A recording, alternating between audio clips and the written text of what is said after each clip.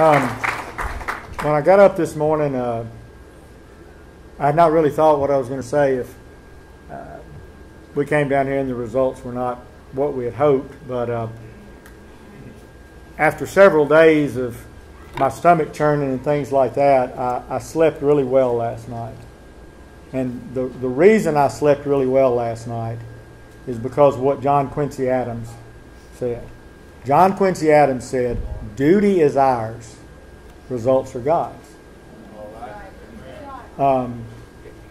We are not conceding, obviously because all the results are in.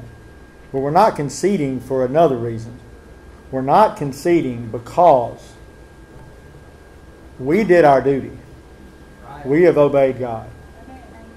We have declared the truth.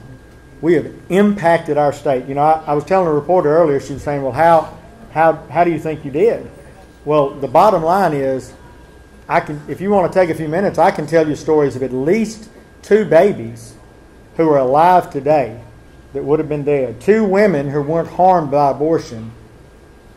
And I guarantee you, everybody out here can tell the same type stories. And as Winston Churchill said, you know, we have not yet begun to fight. We had a very difficult proposition before us. And that was we had to reorient the whole way the abortion debate has been laid out. We have talked about regulations, we've elected candidates, we've talked about the Supreme Court for 38 years.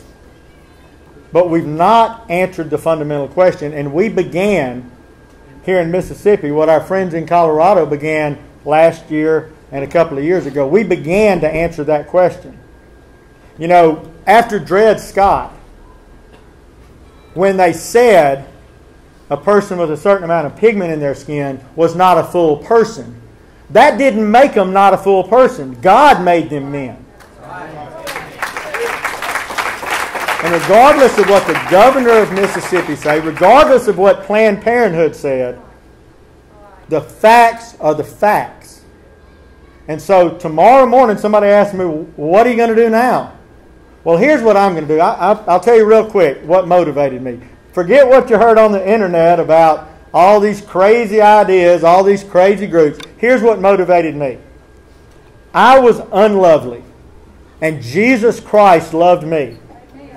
Because of that, and because I was filled with His love, I love Him and I love my neighbors, born and unborn. Because of that, it was not tolerable to me, it was not tolerable to these people that they kill children, harm women, make a mockery out of the rule of law, make a mockery out of the concept of freedom in our state. Tomorrow morning, that will still be going on. So tomorrow morning, we're going to get up and we're going to continue the fight for equal protection for all human beings in love and in law in our state and in our nation to the glory of God. Is that simple? So be of good courage, my friends. For Christ has overcome the world. He is ruling and reigning now, and His will be done on earth as it is in heaven. Elections come and elections go. But the rule of our God goes on forever. And we will stand before Him and say, we did our duty. We are declaring victory tonight in this phase of the battle. And we're declaring that the battle rages on. Thank you. You know, the results are not looking good, but I mean, I think one thing that we can probably go ahead and ask is that we had a lot of people say, well, I thought the language was too vague. I thought the language was too ambiguous. I thought there was, you know, I actually, you know, talk about crazy things. I actually had somebody tell me I hadn't read the whole bill. And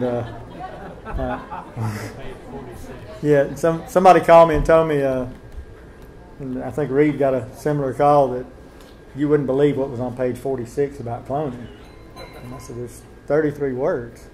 So, there's been a lot of confusion out there, but I think the fact is that if the reality is that people agree with the premise, but are concerned about this or that the legislature should go ahead and take this up in January and,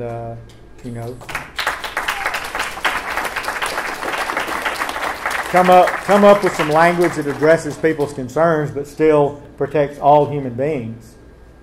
And so I guess according to the poll, we're going to concede that we've probably not got as many votes as the other side. But again, I want to declare victory because we have honored the Lord, and we have had, as Terry talked about adoption, we've had tons of opportunities to talk to people. We had a big adoption conference in January, and we have basically called on the church to practice true religion in our state.